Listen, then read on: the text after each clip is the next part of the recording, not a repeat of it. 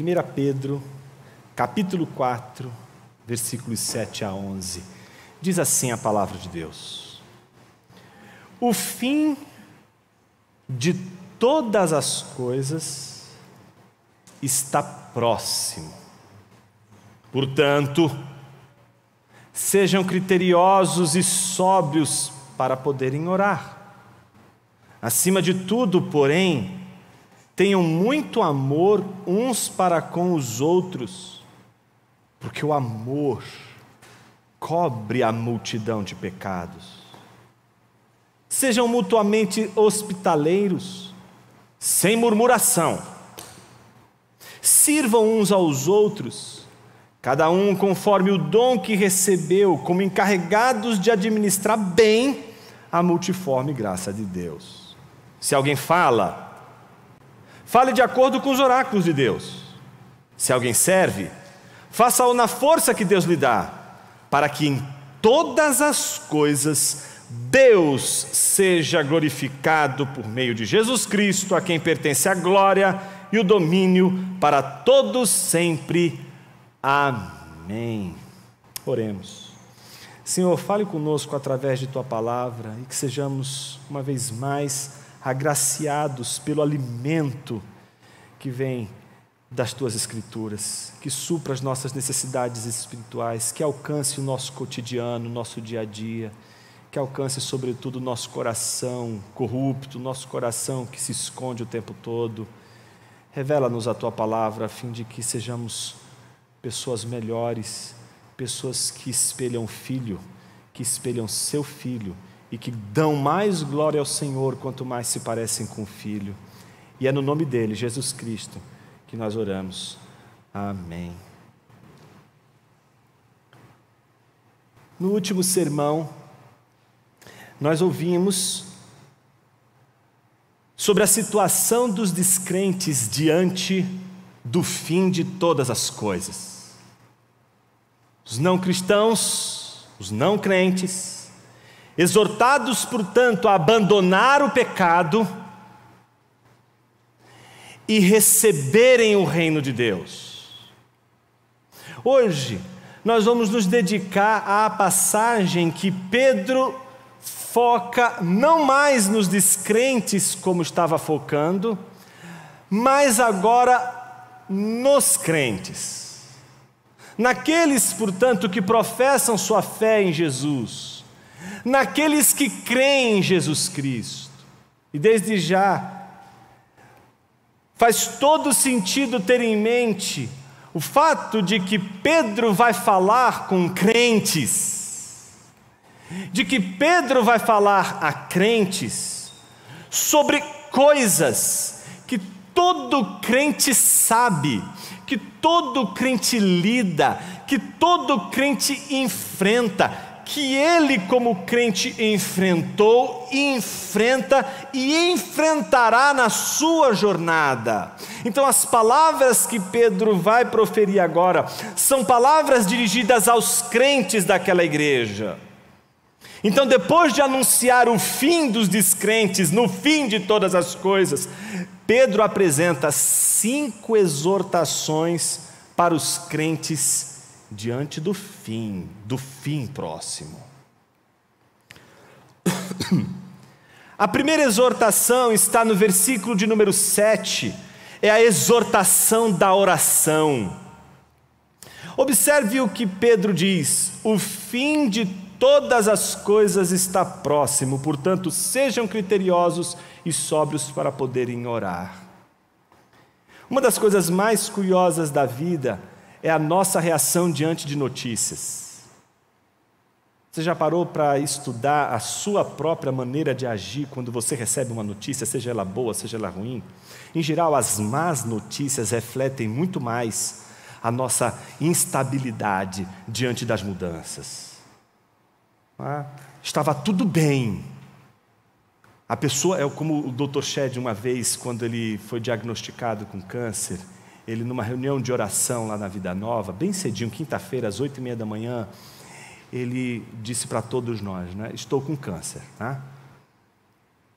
E aí o que foi curioso no discurso dele? Gente, eu não sinto nada. Não mudou nada aqui dentro, não estou sentindo nada, está tudo aqui, né, funcionando como sempre funcionou.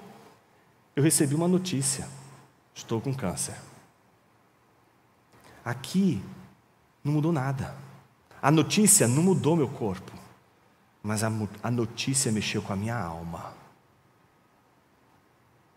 Uma notícia muda o clima.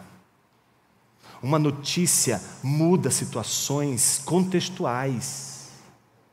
Uma notícia ruim, ela traz desconfortos. Notícias ruins, elas podem fazer o dia que estava tão ensolarado ficar nublado, mesmo que ele esteja ainda e permaneça ensolarado. Porque quando a gente lida com notícias, principalmente aquelas que são ruins, a gente teme, a gente fica apavorado. A primeira coisa que acontece é, ficamos apavorados, tememos. Então imagine o seguinte: o profeta do Senhor desafiou os profetas de Baal, teve êxito, Deus manifestou o seu poder, aqueles profetas todos morreram ao fio da espada. De repente ele recebe uma notícia vinda, não é, de Jezabel, dizendo para ele o quê? Olha, se eu não passar ainda hoje a espada em você, eu não me chamo Jezabel. Ele ficou apavorado, ele temeu. A Bíblia diz que ele teve medo e fugiu. Correu, foi para o deserto, abandonou, saiu do barco. Uma notícia pode fazer você desestabilizar, pode fazer você mudar cenários, pode fazer você mudar uma rotina e uma rota para uma outra rotina e uma outra rota de vida. Principalmente quando essas notícias, elas não vêm elas não apresentam uma mudança da noite para o dia. As coisas continuam, o sol ainda está brilhando. Ficou nublado o meu coração, minha alma ficou nublada. É o sujeito que acabou de receber a notícia de que está com câncer, e o médico me deu 3 meses. Qual é o problema? A morte está próxima. Jezabel disse que até o final do dia passaria a espada em mim. Minha vida vai durar até o fim do dia. Então todas as notícias, principalmente aquelas cataclismáticas, aquelas que ameaçam mudar tudo, aquelas que ameaçam virar tudo do avesso, elas nos deixam em polvorosa, elas nos deixam em ebulição. É o chefe que diz assim: olha, eu tenho 1 mês para você, mês que vem eu já não sei. E aí você sabe que daqui a 1 mês você pode perder o seu emprego. Daqui a 1 semana, a notícia que chega a você pode mudar tudo. Em geral, quando a gente está diante de situações em que a gente recebe uma notícia de que algo vai acontecer, e algo que a gente talvez não espere, mas que vai acontecer a poucos instantes, a gente fica eufórico, tristes, angustiados. Mas o mesmo acontece quando a gente tem boas notícias, não é? Daqui a 1 mês um bebê nasce. Daqui a 1 mês a gente vai buscar a chave da casa que a gente batalhou tanto para comprar. Daqui a 1 mês sai o resultado de todos os exames e pronto, está tudo pronto, está tudo bom de novo, está tudo no seu devido lugar. Então quando as notícias são boas, mas a gente tem que esperar, a gente fica ansioso, tá certo? Então a gente fala assim: uau, eu não vejo a hora de acontecer. Daqui a 1 mês, né, as coisas vão encontrar o seu termo. Ok, porque em ambas as situações, não importa se é uma situação boa ou se é uma situação ruim, quando alguém diz para você uma notícia e te dá uma data, puxa, aquilo vai ou gerar ansiedade para que aconteça logo, ou o pavor, o medo para que aquilo não aconteça, e a tentativa de todas as formas de evitar que aquilo um dia possa acontecer. Mas, e quando o fim está próximo e a gente não tem a menor ideia da data? Lembra dos primeiros sermões? E quando a Bíblia diz que Jesus vai voltar e 2000 anos se passaram? E quando Jesus promete que virá, mas não te dá uma data? E o mais importante de tudo isso, você acaba descobrindo nas Escrituras que para Deus um dia pode ser 1000 anos e 1000 anos pode ser um dia. Então as coisas mudam de figura. Parece que aquela urgência que implicaria uma mudança na nossa vida, seja para aproveitar ao máximo possível os 3 últimos meses que eu tenho de vida, seja para que eu possa me alegrar e preparar as coisas para esse grande advento, a vinda dessa criança, sem data. Como a gente se prepara? Sem data. Como a gente vive?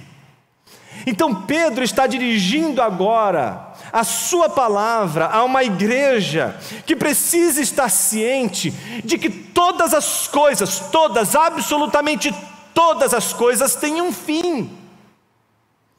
Elas precisam lidar com essas coisas, todas elas destinadas a um fim, de um certo modo. Que certo modo é esse? Como próximas, como coisas que estão para acontecer. E a pergunta é: por quê?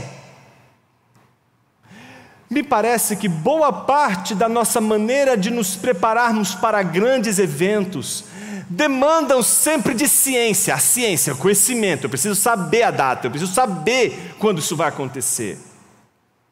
Porque se a gente não sabe quando a coisa vai acontecer, quando as coisas ficam assim nebulosas e diz que está chegando o fim, mas não chega, diz que está vindo, mas não vem, a gente parece que relaxa, a gente parece que fica confortável demais, a gente consegue até dormir nessas horas. Uma pessoa aflita não dorme, desesperada desse jeito, ela fica elétrica. Mas quando a gente perde o foco, quando a gente perde esse evento próximo, a gente perde a urgência das nossas ações, da nossa rotina, do nosso jeito de viver. Jonas, entendi 10% do que você falou, quero entender mais. Imagina que quem está dizendo isso para aquela igreja é Pedro, que ouvia Jesus dizer o tempo todo: vai chegar a hora em que o Filho do Homem vai ser maltratado, pisado, humilhado.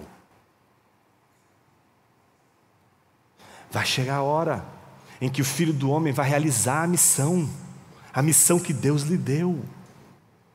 Então eles estão ouvindo Jesus o tempo todo dizer e anunciar, não é? Vai chegar o momento em que o pastor será ferido e o rebanho ficará disperso. E está lá Pedrão dizendo: Senhor, todo mundo pode ficar disperso, menos eu ficarei fiel até o fim. Pedro, junto com os discípulos, estão ouvindo Jesus dizer o tempo todo: vai chegar a hora, vai chegar a hora, vai chegar a hora. Mas Jesus não dá uma data. Jesus não diz: olha, vai ser amanhã, vai ser daqui a 10 anos, vai ser daqui a 1000 anos. Jesus apenas diz aos discípulos: preparem-se, preparem-se. A exortação de Pedro é uma exortação muito curiosa, gente, porque é uma exortação para a oração. Observe o que o texto diz: o fim de todas as coisas está próximo, portanto sejam criteriosos e sóbrios para poderem orar. Ou seja, vocês precisam ser criteriosos e sóbrios para fazerem uma coisa que a gente sempre esquece de fazer quando a gente perde foco, quando a gente perde o rumo na vida, quando as coisas estão bagunçadas na vida, quando a gente não sabe o que fazer, quando as coisas parecem não estarem tão claras como deveriam. Orar é a primeira coisa que a gente deixa de fazer. Pedro sabe do que está falando. Pedro sabe do que ele está dizendo. Então por isso Pedro usa 2 palavras importantes. Ele diz o seguinte: o fim de todas as coisas está próximo, então vocês precisam fazer 2 coisas para que vocês orem sem cessar, para que vocês orem e vigiem o tempo todo, para que vocês não caiam em tentação, para que vocês não sejam presa fácil para o inimigo. Vocês precisam, para manter uma vida de oração, de 2 coisas: sofrosine, que é prudência, aquilo que os gregos mais buscavam, aquilo que Aristóteles, aquilo que Sócrates, Platão sempre buscavam ensinar ou discutir com seus discípulos: prudência. Sofrosine é prudência, isso que se traduz por criterioso, por bom senso, senso, por boa medida, essa prudência, essa sofrosine. Você precisa ser prudente.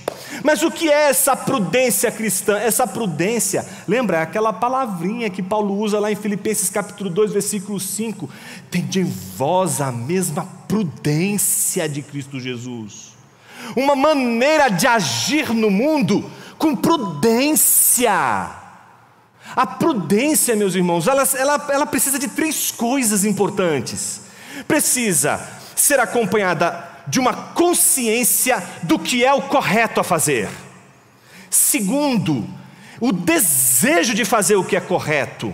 Terceiro, precisa fazer o que é correto. Eu não posso só desejar o que é o correto, tendo consciência do que é o correto e não fazer o que é correto, porque isso não seria prudente. Uma pessoa prudente é uma pessoa que age corretamente porque tem consciência do que é agir corretamente e quer agir corretamente.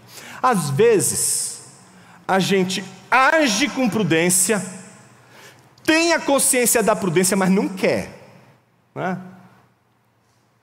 Então é aquele momento em que a gente obedece papai e mamãe, tá certo? Não porque a gente quer, mas porque papai e mamãe está dizendo assim, porque eu estou mandando. E aí você sabe o que significa esse eu estou mandando. E então você ali não manifesta a sua vontade, você obedece, você faz o que é certo, você tem consciência do que é certo, mas se perguntarem para você se você queria fazer, você diria não. Isso acontece com muitos de nós. Deus quer que a gente faça X, a gente sabe que X é certo, e o que a gente faz? O que é certo, a gente tem consciência do que é certo, mas se perguntarem para a gente se a gente queria fazer, não queria fazer. Por mais que você atue de forma correta, e tenha consciência da sua ação correta, o que o Evangelho vai ensinar sobre a prudência cristã é de que a prudência cristã vem acompanhada também da vontade. É preciso querer fazer a vontade do Pai. Jesus não apenas fez a vontade de Deus, não somente tinha consciência da vontade de Deus, mas Ele quis. Por isso, meu irmão, por isso, minha irmã, uma vida prudente não é uma vida de fazer as coisas corretas meramente, ou de você ter consciência do que é correto. É uma vida, em primeiro lugar, de sacrifício da vontade, a vontade de fazer a vontade de Deus. E não conheço, meus irmãos, nenhum crente de verdade que na jornada cristã não veja nisso a maior de todas as lutas. É aqui que mora a nossa igualdade. É aqui que habita aquilo que não nos é estranho. Lutamos para fazer a vontade de Deus, e se não é a graça de Deus sobre nossas vidas, a gente vai fazer a vontade dele sem querer, e a gente vai desobedecer sem querer. Então observe que Pedro está dizendo em primeiro lugar para eles o seguinte: vocês, para orar, precisam dessa prudência, precisam aprender que não é só fazer o que é certo, não é só ter consciência do que é certo, precisa querer fazer o que é certo. Mas não é somente isso. Além da prudência, além da sofrosine, Pedro usa a palavra nepsis. Essa é uma palavra muito curiosa, ela é o antônimo de bêbado. O que uma pessoa bêbada ela perde? Não é? Perde o senso do real, perde o senso da realidade, não é? Perde o senso do que está acontecendo. E uma das coisas que ela perde facilmente é o equilíbrio, né? Não consegue fazer um 4, tá vendo? Não bebi hoje.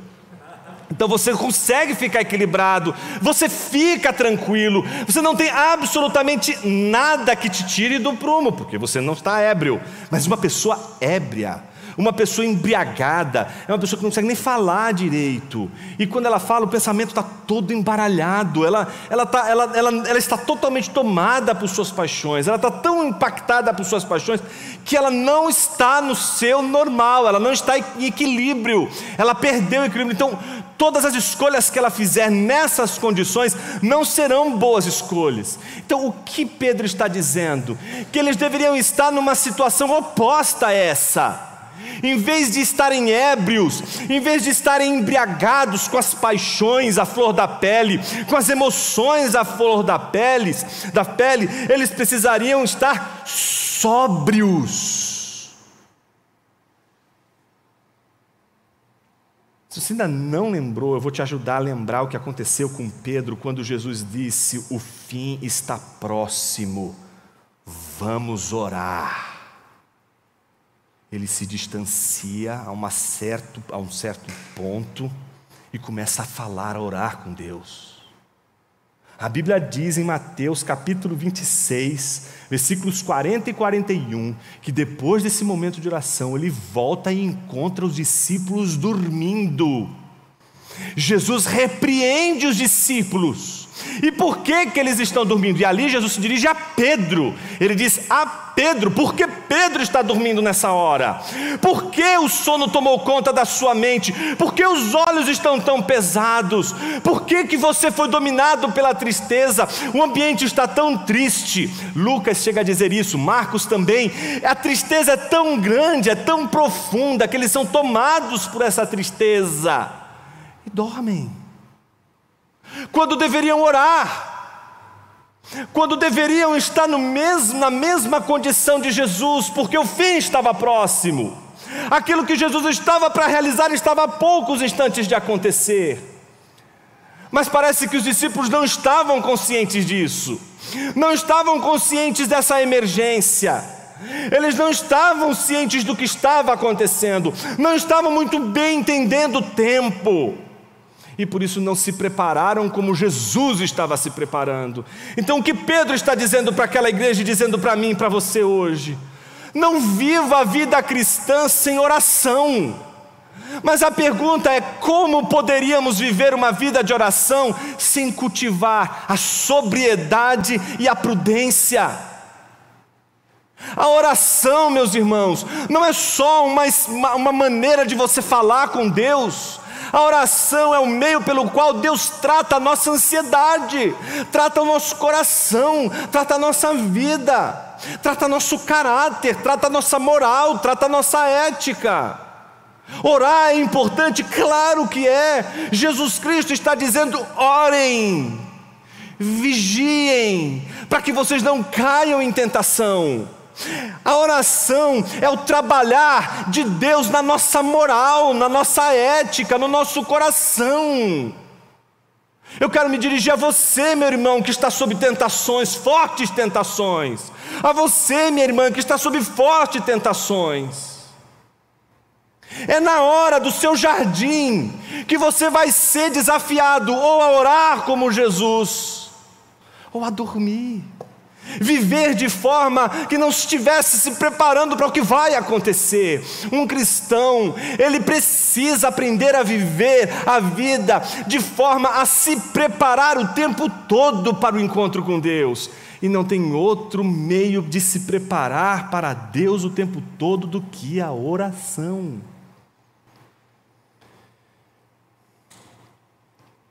A oração, ela não é e não deveria ser vista como uma das coisas mais deliciosas da vida cristã. E eu acho, tem por mim, que é por vermos ou acharmos que a oração é isso, que a gente trata a oração de forma leviana. A oração não é, meu irmão, não é, minha irmã, uma sobremesa da vida cristã. Sabe aquela hora que você tem um banquete, não é? Você ouviu a palavra, agora eu vou para a sobremesa, a oração. A oração é luta. Eu imagino agora na sua mente o que deve passar em termos de sensação da vida que a gente leva sem orar. Olha a fraqueza do nosso coração. Um olhar que a gente fizer agora sobre nós mesmos, a gente já vai sentir o peso do que significa essa luta. Não precisa de muito exercício para isso. Um exame, autoexame é suficiente para saber o quanto a gente lida com a oração de uma forma inconsciente e inconsistente. A oração é uma luta, meu irmão. A oração é uma luta, meu irmão. Por isso eu não estou dizendo para você hoje que ter e cultivar uma vida de oração é uma delícia. Pelo contrário, é uma luta. A vida de oração é a vida do trabalhar de Deus nas nossas paixões, naquilo que nos embriaga, naquilo que as paixões, elas nos deixam fora de controle, fora de equilíbrio. Então Pedro sabe o que isso significa. Pedro sabe o que é viver uma vida desequilibrada. Ele está ali o tempo todo vivenciando isso. Segunda exortação de Pedro é a exortação do amor, versículo de número 8. Acima de tudo, porém, tenham muito amor uns para com os outros, porque o amor cobre a multidão de pecados.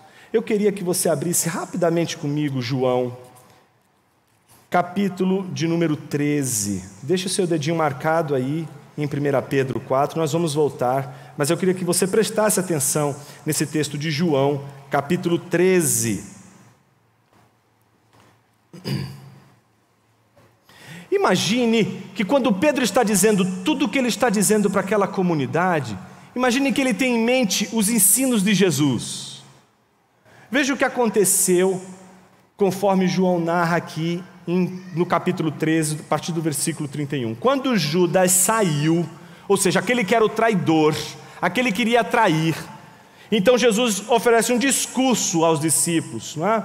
Agora foi glorificado o Filho do Homem, Deus foi glorificado nele. Corra os seus olhos para o versículo de número 34. Veja o que Jesus diz aos discípulos: eu lhes dou um novo mandamento, que vocês amem uns aos outros, assim como eu os amei, que vocês também amem uns aos outros. Nisto todos conhecerão que vocês são meus discípulos, se tiverem amor uns aos outros. Então observe que é nesse discurso de amor uns aos outros e mostrando que Jesus está comprometido com esse amor, dando exemplo desse amor pelos seus. Observe a sequência de João. Judas sai, Jesus dá o discurso do amor uns aos outros. Versículo 36 diz: Simão Pedro perguntou a Jesus: para onde o Senhor vai? E Jesus respondeu: para onde eu vou, você não poderá me seguir agora, mais tarde, porém, me seguirá. Pedro disse: Senhor, por que não posso segui-lo agora? Darei a minha vida pelo Senhor. Jesus respondeu: você dará a sua vida por mim? Em verdade lhe digo, antes que o galo cante, 3 vezes você me negará. Observe que Jesus está dizendo a Pedro que ele irá negá-lo, mesmo Pedro dizendo que será fiel, que amará Jesus e que seguirá com ele até o fim. Veja como essa conversa entre Jesus e Pedro, ela termina. Veja, Judas saiu, Jesus fala sobre o amor com os discípulos, Pedro faz a pergunta para Jesus, a pergunta importante que Pedro faz é: para onde o Senhor vai? E aí Jesus diz: olha, para onde eu vou você não vai poder ir. Aí Pedro replica para Jesus dizendo: não, eu vou para onde o Senhor for, onde o Senhor estiver eu estarei. Então Jesus mostra para ele que ele não tem como cumprir esse amor que ele diz que tem, que ele não tem como realizar esse amor que tem. Sabemos o que acontece em seguida. O amor de Pedro se expressa de uma maneira muito contrária daquilo que ele havia dito, e em vez de expressar aquele que seguiria Jesus, ele expressa alguém que ama mais a si mesmo, mais a sua própria vida, tenta salvar-se a si mesmo, não se identificando com Jesus e negando Jesus 3 vezes. Em João capítulo 20, agora sim, abra ali, esse encontro retorna numa discussão muito curiosa, em que no versículos 15 a 19,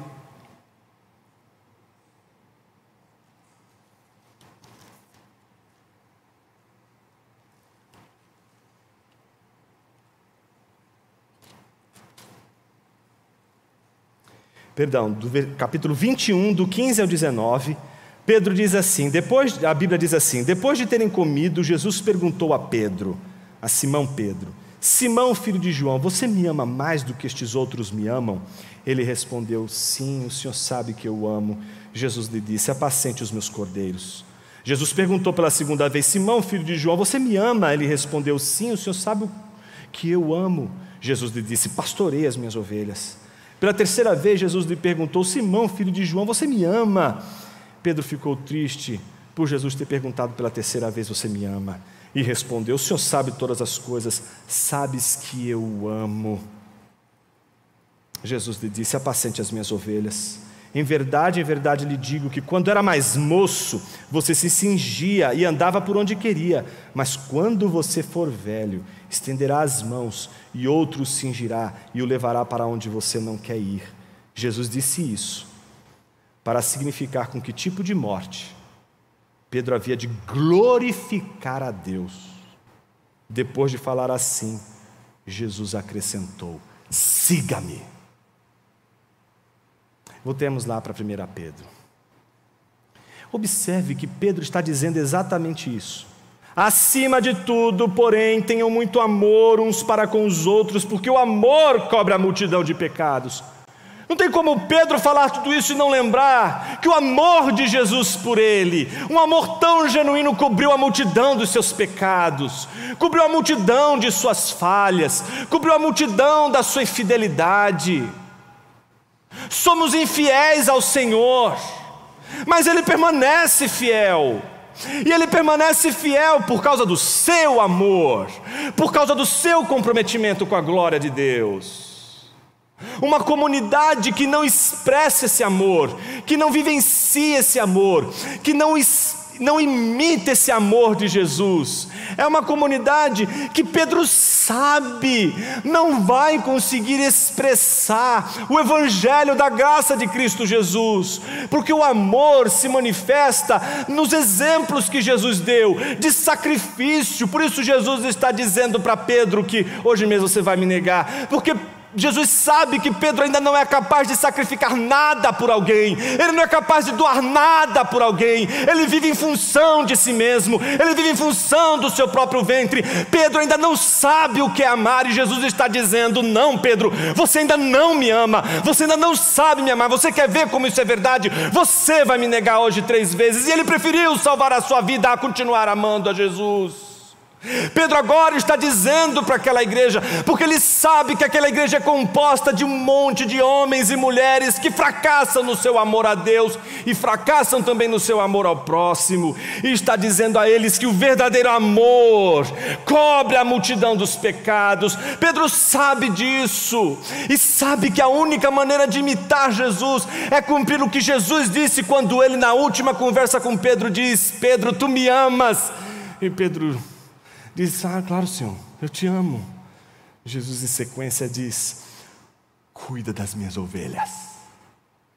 Porque a prova de que Pedro ama Jesus não é o seu discurso, mas é o seu cuidado. A prova de que você ama a sua esposa não é quando você abre a sua boca e diz que a ama.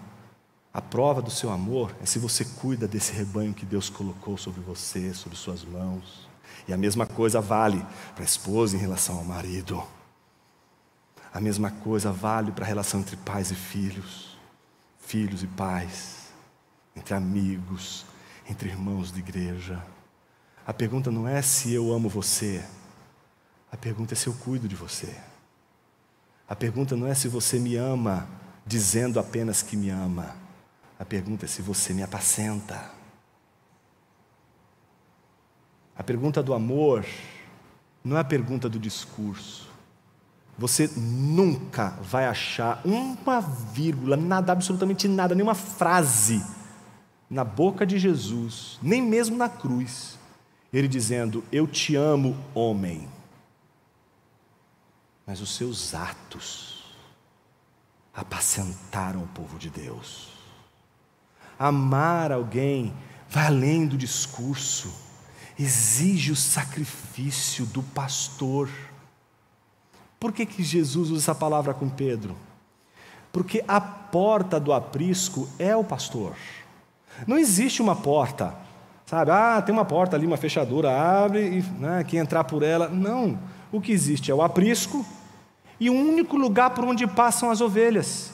E é ali que fica o pastor, em sentinela, vigiando, não deixando que as ovelhas de dentro saiam e nem que os lobos entrem. Ele é a porta. Isso significa que ele está no lugar de acesso, mas também no lugar de proteção.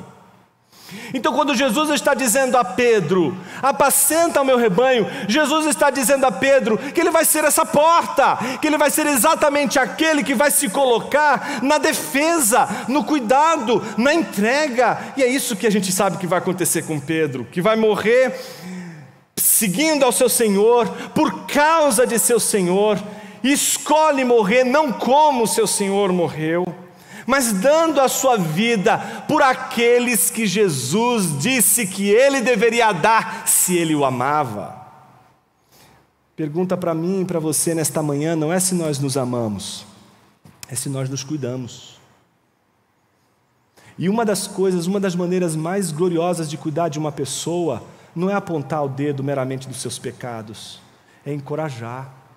Meus irmãos, eu estou mais do que convicto de que nós somos insensíveis para encorajar. A gente não encoraja. A dificuldade de encorajar uns aos outros é uma das coisas mais difíceis. Na reunião de oração, a gente faz isso constantemente. Como é difícil encorajar. É fácil você falar mal do outro, isso é uma delícia até. Ainda mais no jantar, né?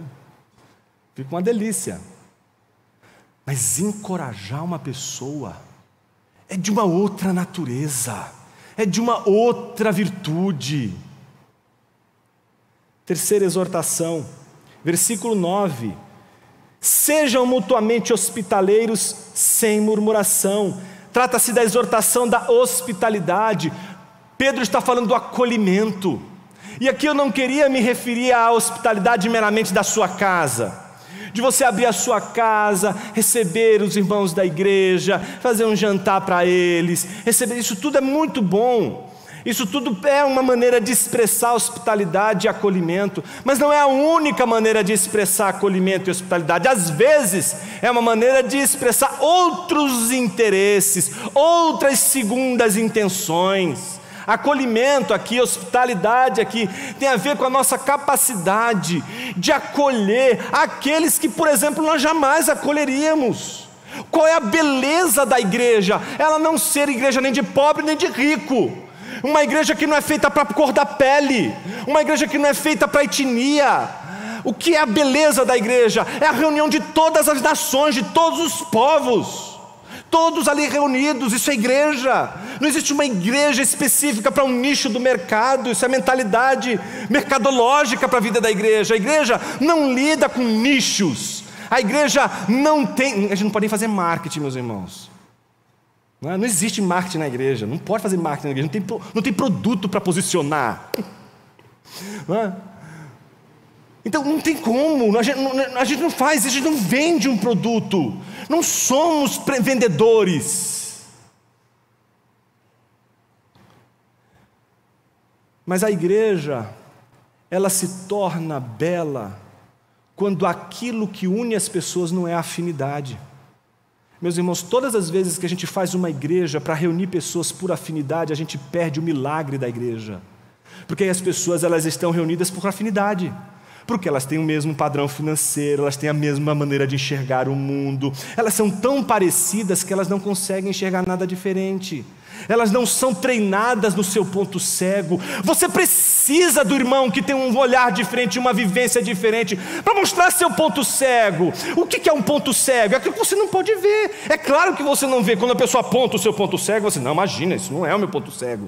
Claro que é, você que não está vendo. Uma pessoa jamais, diria assim, eu amo meu ponto cego. Você não pode dizer eu amo seu ponto cego, porque se ele é cego, você não vê, animal. É um ponto cego.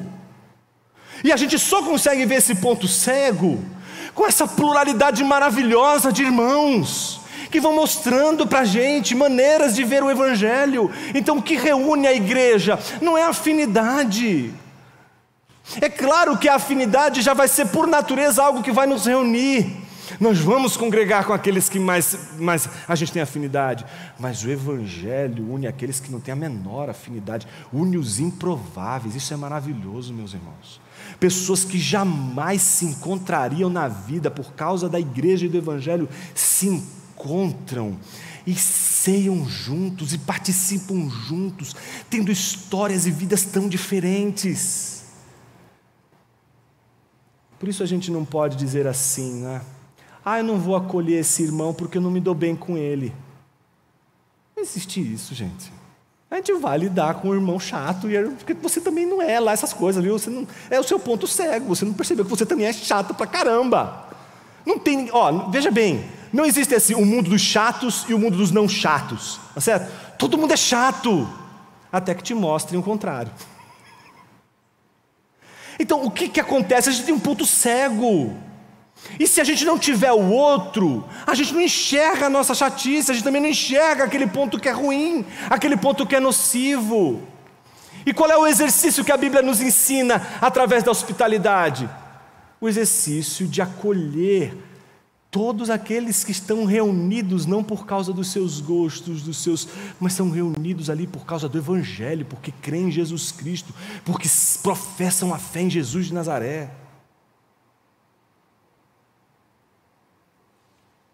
Uma igreja onde adolescentes podem conversar com velhos, onde jovens podem se envolver em conversas sobre o Evangelho com adolescentes e todas as transações possíveis. É uma igreja viva. Uma igreja que tem culto para adolescente, culto para jovem, culto para... Ela separou tudo. São várias igrejinhas. Isso é uma conversação do Evangelho, isso é pregação e reverberação do Evangelho em todas as experiências que a gente possa ter. Então as igrejas, elas vão ter os seus grupos, vão ter as crianças que vão se reunir para ter lição, vão ter os adolescentes que vão se reunir para ter lição, vão ter os jovens que vão se reunir para ter lição. Mas a beleza está quando todos eles saem das suas afinidades e se relacionam com as mais diferentes pessoas da igreja. Quarta exortação, versículo 10. Sirvam uns aos outros, cada um conforme o dom que recebeu, como encarregados de administrar bem a multiforme graça de Deus. A palavra usada aqui por Pedro é diaconia, é a palavra usada para o serviço, a palavra que é usada para a doação, para o cuidado do outro. Então Pedro está dizendo a eles: sirvam uns aos outros. Significa que não existe uma classe da igreja que é a dos servidores e a outra classe que é a dos servidos. Por isso, diaconia não é a seção da igreja dos servidores e a membresia são servidos. Diaconia é um ofício, como o presbiterato é um ofício, são de liderança da igreja, são de organização da igreja, mas isso não significa que os membros da igreja não possam servir, não devam servir. Todos devem se servirem, todos devem servirem-se mutuamente uns aos outros. Presbíteros servindo diáconos, diáconos servindo presbíteros, presbíteros servindo todas as crianças servindo quem elas puderem servir. Uma igreja de servidores. É disso que Pedro está dizendo. Uma igreja em que não tem assim, não, eu não sirvo, eu sou obreiro. Obreiro não serve, obreiro faz outro tipo de trabalho.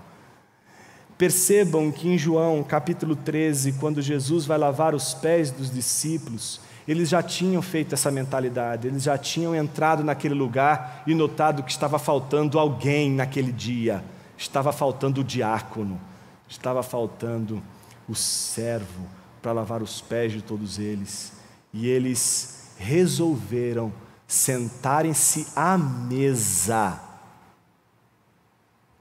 mas não aceitaram o desafio de pegar a toalha como Jesus fez, deitar água na bacia que já estava ali e lavar os pés de quem fosse chegando.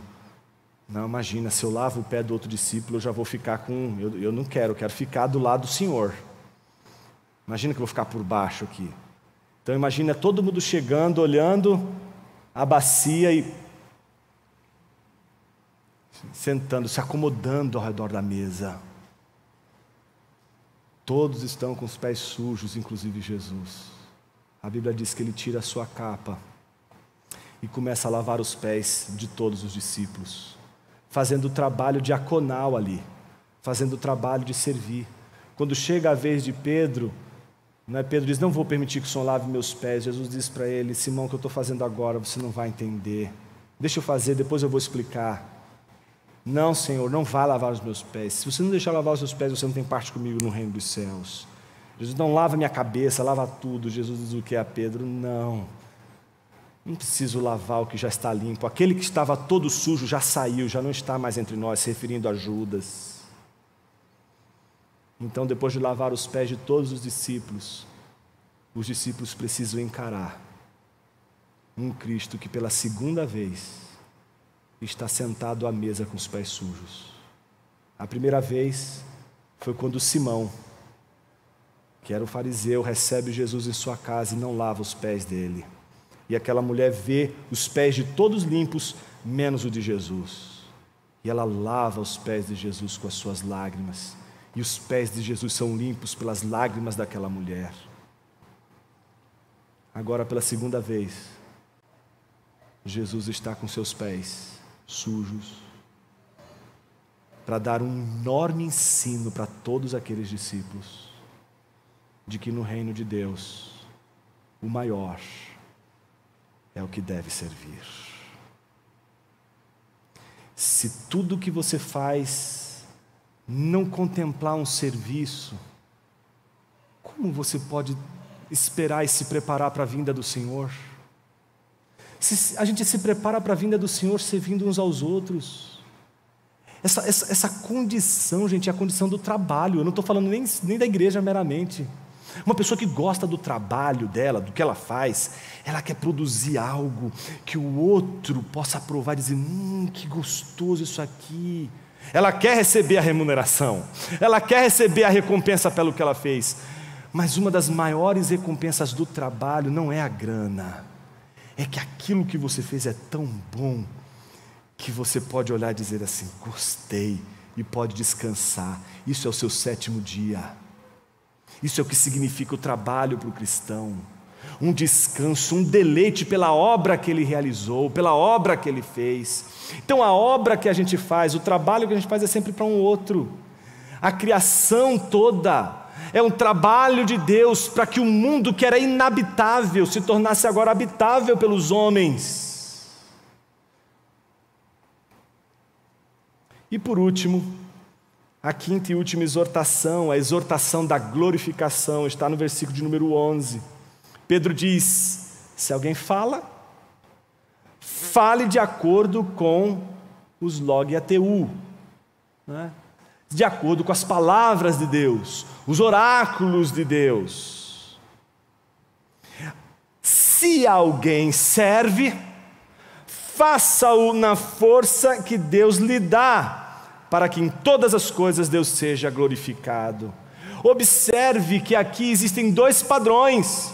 O padrão do falar das palavras de Deus, que é ensinar as coisas de Deus, e o padrão de servir, fazer as coisas que agradam a Deus. Observe o que o texto está dizendo. Se alguém fala, fale de acordo com as palavras de Deus. Se alguém faz, faça-o na força de Deus. Não é na sua força, é na força de Deus. O serviço não é com os seus próprios recursos, mas dos recursos de Deus. Que a sua sabedoria, as suas palavras não sejam fruto da sua inteligência, da sua criatividade, mas seja fruto da sua fidelidade à palavra de Deus, do seu entendimento de que as palavras de Deus são mais importantes do que suas próprias palavras. Então Pedro conclui a exortação dizendo, se queremos viver para a glória de Deus, a nossa fala, o nosso discurso e as nossas ações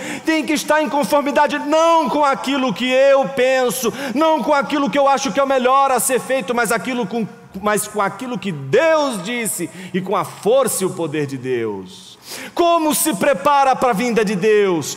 Confiando no que Ele diz e fazendo sobre o poder de Deus. Alguém poderia dizer assim, mas Jonas, eu não tenho condições. É por isso que Pedro está dizendo, faça com a força de Deus. Jonas, eu não entendo essas coisas. Não, pense e fale de acordo com a palavra de Deus, não é de acordo com o seu entendimento, não é como você entende o mundo, É como a palavra de Deus ensina, como Deus nos ensina através de sua palavra. A dependência de Deus, tanto no ensino como na prática, meus irmãos, mostra o quanto tudo o que fazemos glorifica seu nome.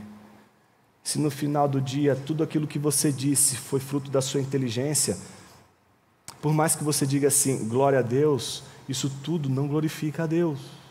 Porque o que glorifica a Deus não é a sua boquinha movendo dizendo glória a Deus, glória a Deus, glória a Deus, glória a Deus.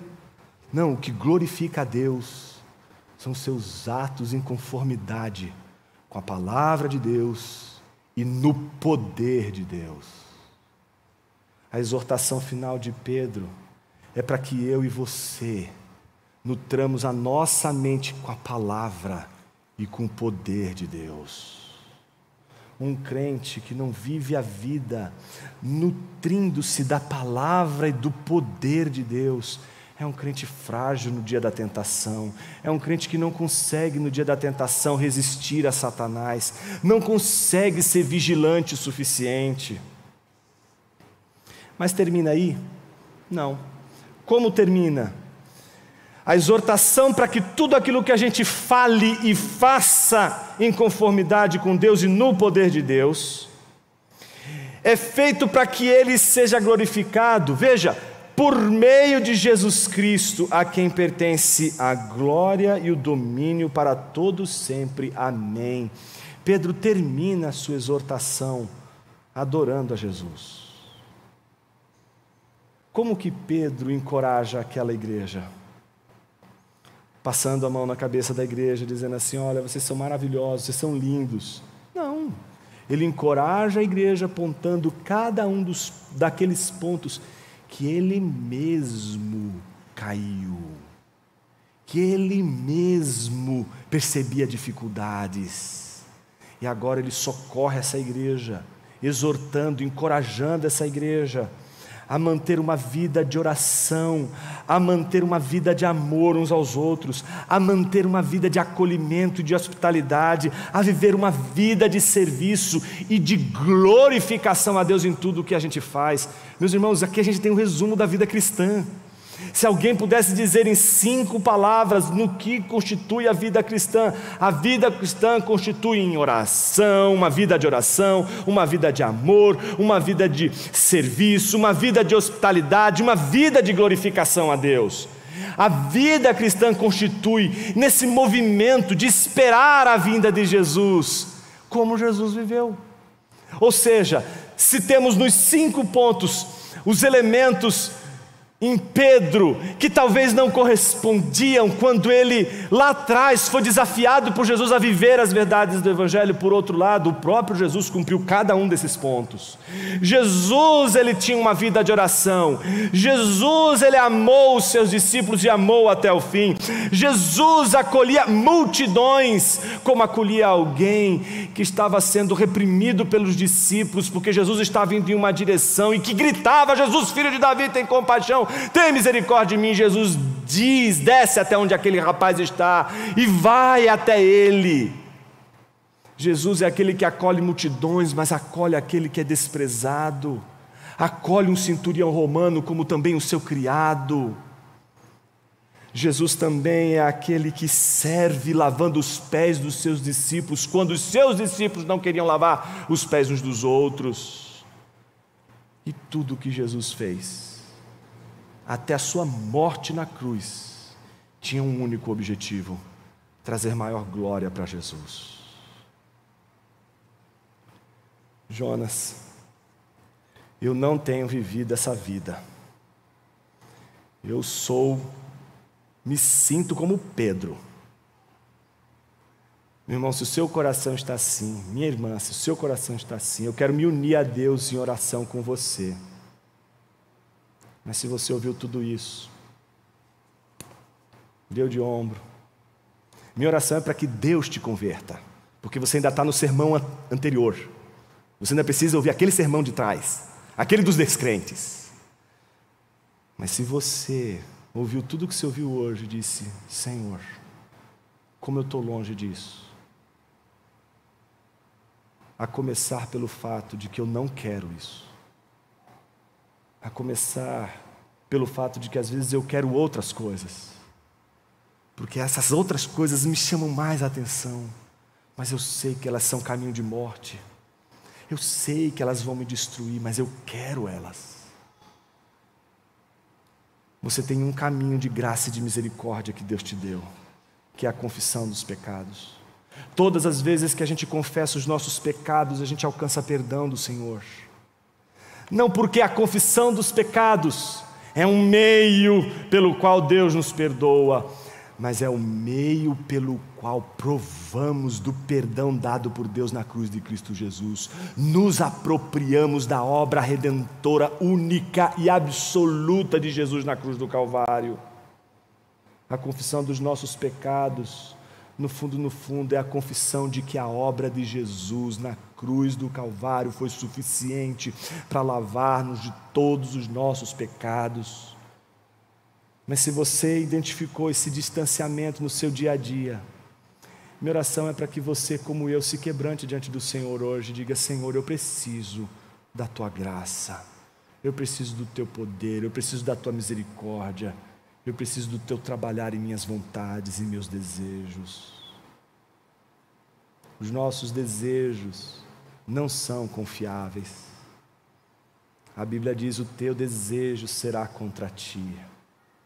A Bíblia não deu essa responsabilidade a Deus. A Bíblia deu essa responsabilidade a você quando Deus disse: teu desejo será contra ti. Cabe a ti dominá-lo. Por isso que o maior de todos eles é a língua. Aquele que domina a língua domina o corpo todo. Aquele que é capaz de dominar as paixões mais brutais é aquele que é capaz de lidar com as questões mais difíceis da vida. O problema é que a gente acha que essas coisas mais pequenininhas aí, menorzinhas, que não merecem a nossa atenção, essas a gente lida bem. É aí que a gente descobre que a gente lida mal com todas as outras também, porque a gente só lida com as nossas dificuldades com a graça de Deus. E se não for pelo poder de Deus, se não for pela graça de Deus, você, meu irmão, você, minha irmã, não fique em pé. Você não está em pé por causa da sua fidelidade ao Senhor. Viu, Pedro? Pedra. Você não está em pé por causa da sua fidelidade ao Senhor. Você está em pé por causa da graça de Deus.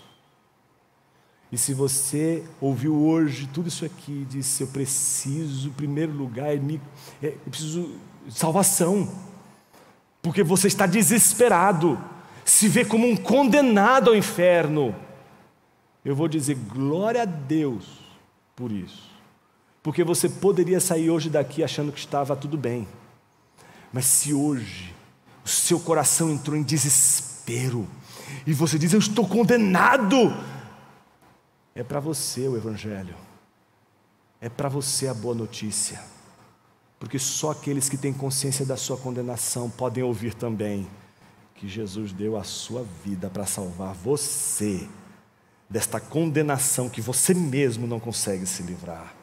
A palavra de Deus para você que hoje clama por salvação arrependa-se do seu pecado, confesse a sua fé em Cristo Jesus, entregue os seus caminhos ao Senhor, e tudo mais Ele fará. A graça de Deus repousa sobre aqueles que creem no seu nome, tanto nas boas notícias como nas más notícias, tanto quanto o tempo está próximo e temos uma data, quando o tempo próximo não tem data nenhuma. Que Deus guarde o nosso coração e a gente descubra que é possível ser feliz entre tempos, é possível ser feliz na peregrinação, é possível ser feliz entre terra e céus. Oremos.